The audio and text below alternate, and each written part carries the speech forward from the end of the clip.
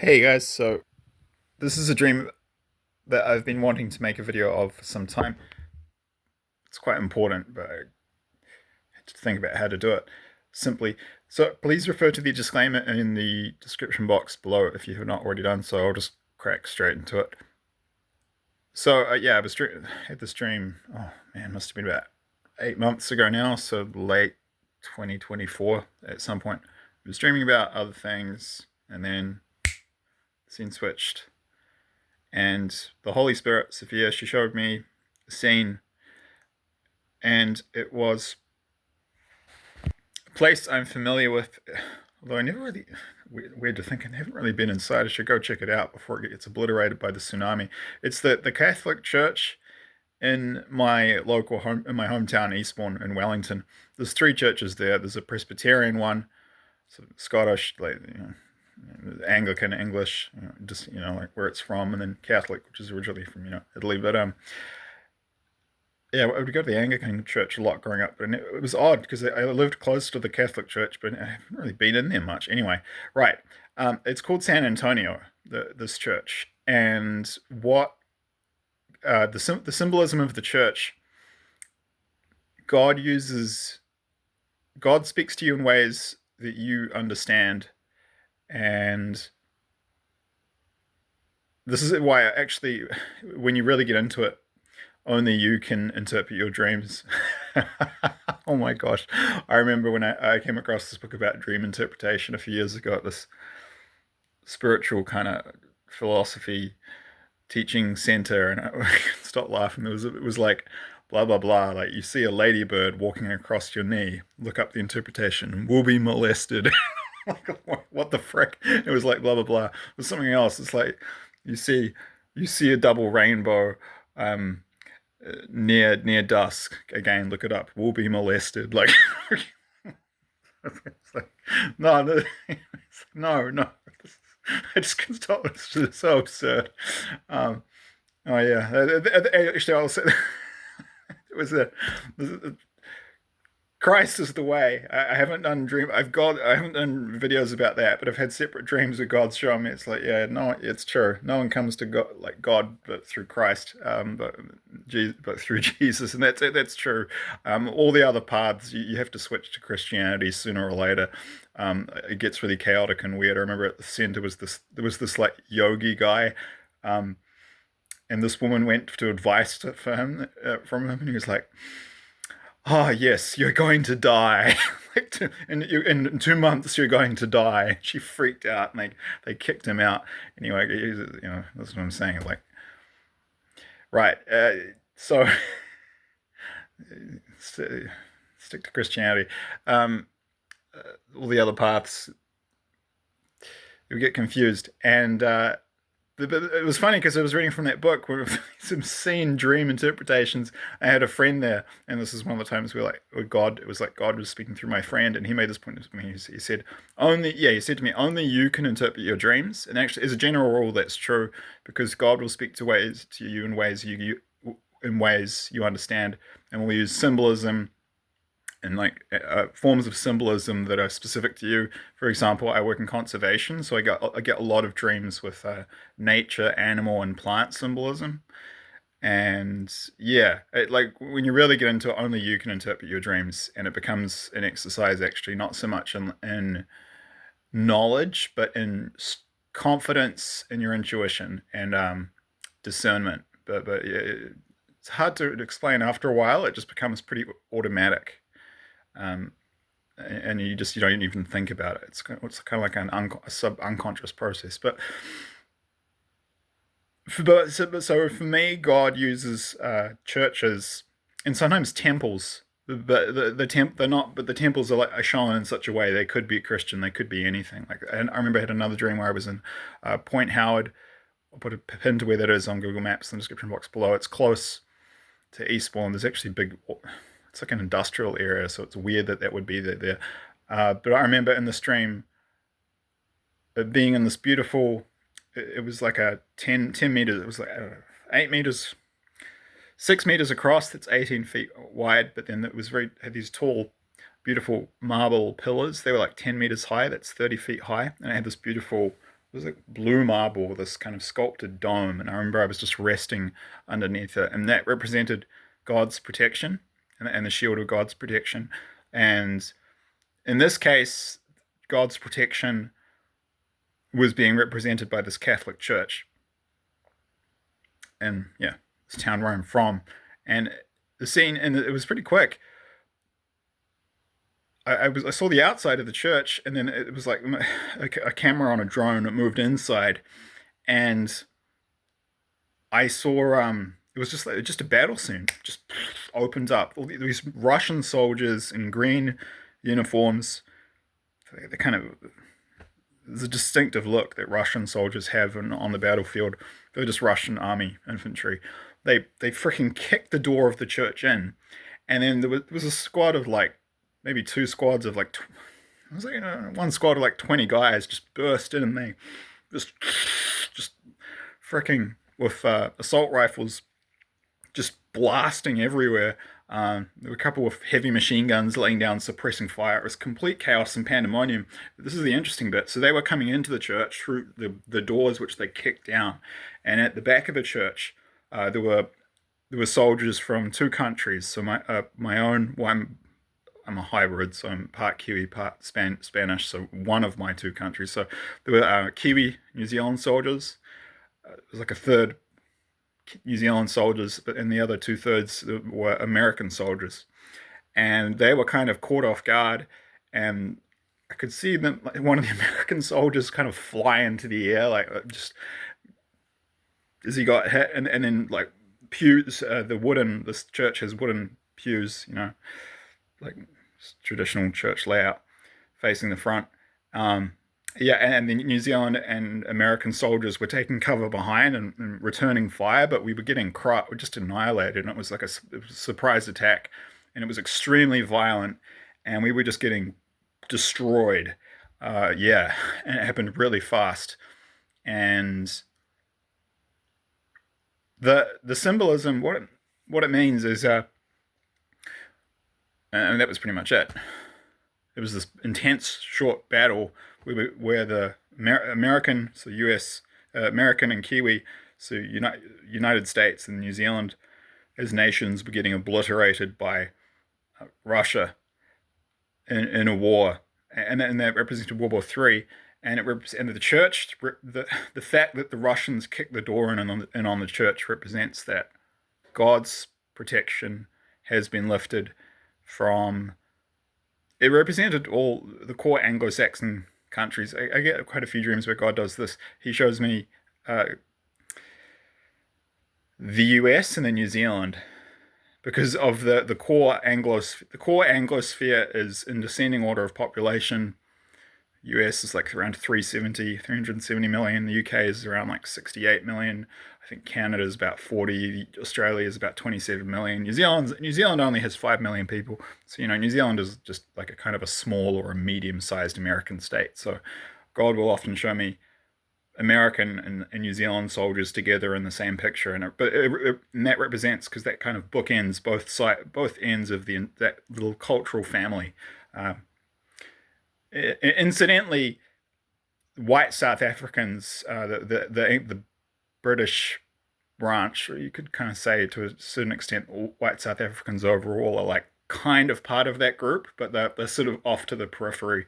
I'll put a link to what the Anglosphere is in the Wikipedia in the description box below. But yeah, it's described there. The core Anglosphere is US, UK, Canada, Australia, and New Zealand, and so the fact that it was American and New Zealand troops was not just symbolic of the fact that spiritual protection has been removed from New Zealand and the US by God, but also from, yeah, I know from this pattern of how my dreams worked, from Australia, Canada, and the UK, although they weren't mentioned, but many others have had dreams about how Australia, the UK, and Canada will be bombed, nuked, and invaded and kind of destroyed in the early stages of World War III, just like the US and New Zealand. And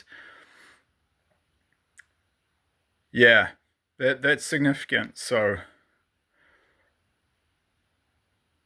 and I think it's particularly ironic in New Zealand's case because our national anthem is "God Defend New Zealand," but I've been over this in many other videos, so I don't want to repeat myself. Yeah, but it's very dark spiritually here, and interestingly, the level of people who identify as Christian is so low here. It's down to like 32%. It's I don't know, man. Like, how can God protect you if you've got no interest in God? And I can't speak for the US. I've heard plenty of stories and read comments from American Christians online, and they're just like, oh my gosh, they just can't believe how fallen and sinful and vicious is in vice and like just ungodly parts of the US that they're living in have become. But I can't speak for them because I haven't been there. I will say I did meet some. Most of the Americans I met in Ecuador were nice, but then there was this minority. I mean, you get bad people from all countries, but I couldn't believe how badly behaved they were. They were like, yeah, the minority. I was just like some of the most arrogant people I've ever met in my entire life. Like I was just, um, and I will. That is worth mentioning here. Like they would say and do things, and I've seen New Zealanders. I just want to finish off with an analogy of people getting punched in the face and not expecting it. Like, not pointing the finger at Americans. Like, I remember I had a friend here.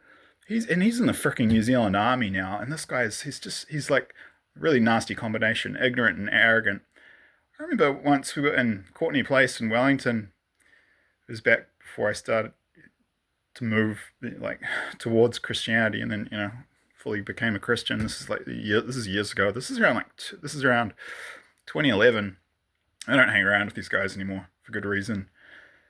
But they were drunk. I wasn't, and there were three of us walking along the street. It was so horrible, man. Like there was this nice couple, this New Zealand businessman. He must have been in his early 40s, and it was with this beautiful woman who was blonde, New Zealand European, and they smiled at us because we were just these guys were just kind of my friends. Three of them were just laughing and playing around, and the kind of the head of the group, who's now like who's a senior officer in the New Zealand Army, yeah, also a lawyer. So must. No, I saw that online once. Someone said about there's a false prophet, some false prophets here on YouTube. I will say straight up, if you've seen Celestial, the Master's voice has more red flags than a Chinese Communist parade. You can look up videos about that. But someone was commenting about her, blah blah blah. She does all this stuff. Also a lawyer. So it was quite funny. Not all lawyers are bad, but I've honestly they make a joke about it in the Jurassic Park film. Like I've found that stereotype to be pretty accurate. Most of the lawyers I've met, at least half the lawyers I've met in New Zealand, are literally either criminals or they're protecting criminals anyway. So but this friend, yeah, this like leader of this group of these among my three drunk friends walking along Courtenay Place, which is kind of like the downtown bar drinking area in Wellington City. I'll put a pin to where it is in Google Maps below, in the description box below too. He whispered in the ear of one of my other friends, to do something, and this other friend walked up to this New Zealand European businessman, and he said, smiled, and looked him in the eye, and said, "How much? How much are you paying her?" And then he smiled as he looked him in the eye, and this guy just looked mortified and so angry, and the woman like she just her face just fell, and she was so shocked and hurt, and these guys were just laughing. It was just pure evil, man. I kid, like they had, and afterwards, this friend of mine, the one who's like I said, the leader of the group, who whispered in the ear of this other friend at the time to do it. He was like, "Oh yeah, lucky you didn't get punched in the face." And he like I'm not perfect, so I've done. I'm not saying I haven't sinned and made mistakes in the past, but he would often. I'm not perfect, but one of the reasons that friendship ended, he would really viciously put me down and make really cutting remarks. But like the one time I snapped back at him, and I blasted him, and I said, "You're like, oh, you're this." I snapped, and I said, "You're this fake fucking." I said, "You're this fake freaking like." You, I said, I just snapped. It was like years of anger that had come out, like at all these little things that he'd been doing build up, and I said, "You're pathetic. You're this weak." fake alpha male who tries to like be the man, and he just goes around by brutally bullying and being cruel to others, and it's completely pathetic. And you've got the all the sophistication of like a Neanderthal, and then like he was, and that was the end of the friendship. I actually apologize, but it was kind of true, to be honest. And why do I say that? Well, I met some. I had some. I had a friendship. I've alluded to this person another time. Yeah, I've got to keep it vague, details vague. Who I met in Vilcabamba when I was in Ecuador, who was like similar kind of character, and the friendship ended. The stuff he said, like I just couldn't believe that someone hadn't punched this guy in the face. But and I'll finish up by saying people doing like from our group of countries, New Zealanders, Canadians, Americans, Brits, Australians, when they go to Ecuador, where I lived in Ecuador for 2019 to 2024. They do this, and they forget that other cultures have different rules, and people sometimes do punch them in the face, and sometimes people murder them. The Ecuadorians snap because Ecuador, unlike our countries, is protected by God and the world. They're not perfect, but love covers a multitude of sin. Say what you want about Ecuadorians, but they're humble people, and they really can't handle arrogance. And at a certain point, if you push them, they'll snap. And like people, um, like Americans, it was a yeah, but like people Americans like people from I can think of like German, New Zealand, American. Yeah, yeah, those those three. There were people from our countries. The German woman was just a tourist I met in passing when I was there, but it was more people from the Anglo-Saxon countries in Ecuador. Yeah, if you do it here and you play by our rules, I mean, we do have this weird thing I've noticed in the Anglo-Saxon countries where you can destroy someone psychologically to the point that they'll die. Like my dad passed away when he was 53. The men on my paternal line in our family, like a lot of them lived to 93 or 100. So my dad basically like had his lifespan halved. And looking back, and I've had dreams about it too. He was such a kind, loving, good guy, but he would get bullied, like, and people would say such cruel things to him, like that. My ex-friend, like saying to that, insinuating to that guy that his girlfriend or like wife was a prostitute. Like, you know, he looks much older than he was when he died, and he like it took a real toll on him. Like physical, like psychological, verbal bullying is in many cases, and there've been studies to back this up. Like actually more in many cases, just as if not more damaging than physical bullying. But there's this weird. It's all set up in the Anglo-Saxon countries so that you can completely destroy someone's life to the point where they kill themselves or they whatever. But you're not allowed to punch them in the face back. Um, so that's just how things work here. But when we as individuals go to other countries and act like that, other cultures have different rules, and they won't just punch you in the face; they'll kill you.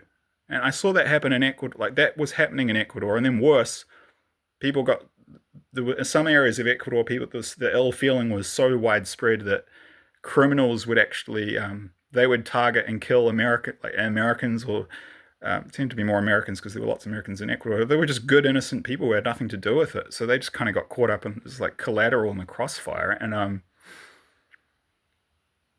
but this friend of mine who I had to in this friendship with in Ecuador would just say the most outrageously arrogant, absurd things, and like the most insulting things you could ever imagine. And then he'd ghost me. He like ghosted me over WhatsApp and like talking like how I'm like not masculine, all this crap when I was at one of my lowest points in my life.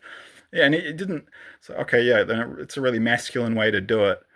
If you were masculine, you'd do it face to face, and you at least have the balls to say it to my face. He just made a comment on like on WhatsApp, then blocked me. Like what a coward. But and I'm saying that because yeah, the friend of that behavior of that ex-friend who was American. To be clear, I made lots of good American friends in Vilcabamba who are great people, and most of the people, New Zealanders, Australians, Canadians, Brits, Americans who I met in Ecuador were nice people, but there is that negative minority of bad people from any group. And yeah, that like NZ friend is in the military now here as a lawyer, like that kind of behavior. Those are examples on an interpersonal level of how our countries treat other countries. Like we don't just do that to like people in our countries just don't do that to other people. Our countries do that to other countries. And that's why God's protection has been lifted from us. It's all this imperialistic stuff. And, look what we did to Iraq. Look what we did to Libya. Look what we did to Afghanistan. All these wars and, the past decades that were just unprovoked. And to be fair, a lot of them more recently have been it looks like the US is just about to go to war for Iran, and most Americans don't want it, but that's because US politicians are compromised, and that they're blackmailed by Israel. So the US government's basically occupied by Israel and controlled by Israel. So to be fair, like in more recent years, it's like you can't put all of the blame on our countries. It's partly that we've been hijacked, but regardless of how why it's happened, I mean, I've been shown, others have been shown Israel is going to get obliterated in this war. I mean, yeah, that's if you run around being really violent and brutal and not acting in a godly manner, yeah, then God's protection will be lifted from you as a country, and then you will experience what you dished out, but like times 5 to 10, because of how the rules of I did a previous video where God showed me how karma works. I'll put a link to that in the description box below. That's the horrific thing. What we receive back for all these imperial like violent sins our countries have committed overseas. It's not going to be like 1-to-1. We're going to get back like 5 or 8-to-1. So it's going to be very, very violent and very, very brutal. And yeah, it's the image of the church, which should be our protective covering, as godly nations, having its doors kicked in by the Russians, and the Russians are going to lead it, and our countries are going to be destroyed by Russia, China, India, Iran, North Korea, and about perhaps between 30 to 40 other countries. We ultimately win the war in the end, but it just sucks that we strayed from our Christian roots, and like contrast that with South Africa, which I mentioned earlier in this video. They're going to be tested, and then they're going to go from the frying pan into the fire. The white South Africans, the Afrikaners in particular, are going to go into a furnace. It's going to be horrific, but then things come around, and by contrast, I've been shown white South Africans, the Afrikaners in particular, are still under God's protections. For that reason, there's going to be this civil war in South Africa, but they're going to win. And then, refugees from the 5 core Anglosphere countries, I think it's probably going to end up being millions, will flee to South Africa for safety from World War III. So it's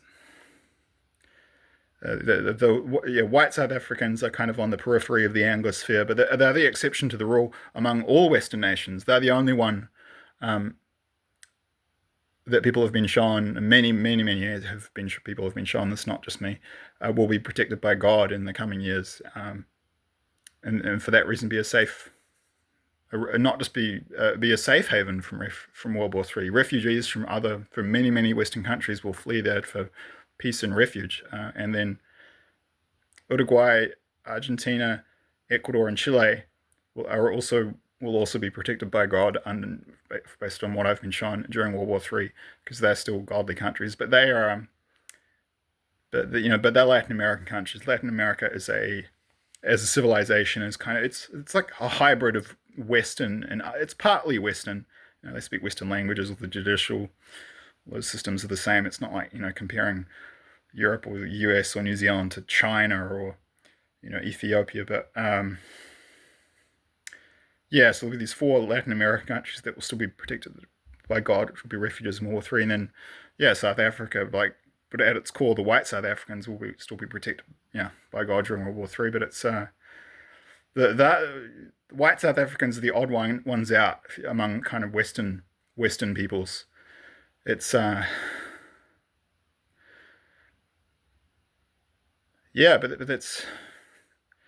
that's how it works. If you're a virtuous person and you basically you don't hurt others and you like live a godly life, you automatically get a very heavy degree of spiritual protection. But if you break, if you depart from that walk, and you abandon, the Holy Trinity, God, Sophia, Holy Spirit, Christ, abandon Christ, and you walk away, then you can do all these sinful, nasty things and have fun being a demon. But unfortunately, crocodiles eat their own.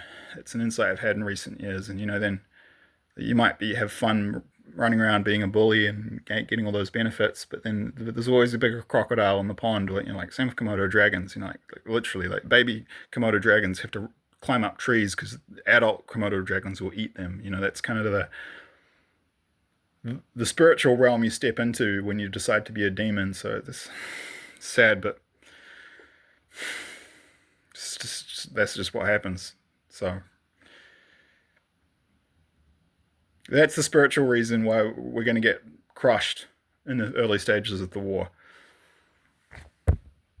We're not, but nominally, some of us are still Christian. Like for example, the United States. Like according to surveys, most of the population is still Christian. But there are many American Christian YouTubers who have talked about this. But it's not. It's not. Apparently, most of them aren't real Christians because, well, if they were, God's protection would be over the US, but it's been removed. So yeah, the core Anglosphere countries, the US, UK, Canada, Australia, and New Zealand, we've turned into Babylon. So the church and God will offer no protection because we've abandoned God. So God would like to protect us collectively, but He can't. He can't protect you individually though. So you can escape individually, but our countries cannot escape the fate that's coming. It's destined and it's locked in. Unfortunately, apparently, it's really sad. And there's a YouTuber I talked to online, and he just put up a video today about how he was showing the US is about to fall as a country, and he's put up many videos, similar ones in the past. And it's funny, he actually put out a video. God showed him who would win the Soccer World Cup shortly before they did, and it was accurate. Some people made quite a lot of money off that. Actually, quite funny. He's so this guy's the real deal, and he's saying it's sad what's happening, but it's just how it's the way it goes. That's what happens if you decide to be a demon. If you decide to be like a brutal crocodile running around eating things, and well, go well for you for a little bit, but crocodiles eat their own. Sooner or later, a bigger crocodile will show up, and then you discover that being eaten alive isn't much fun.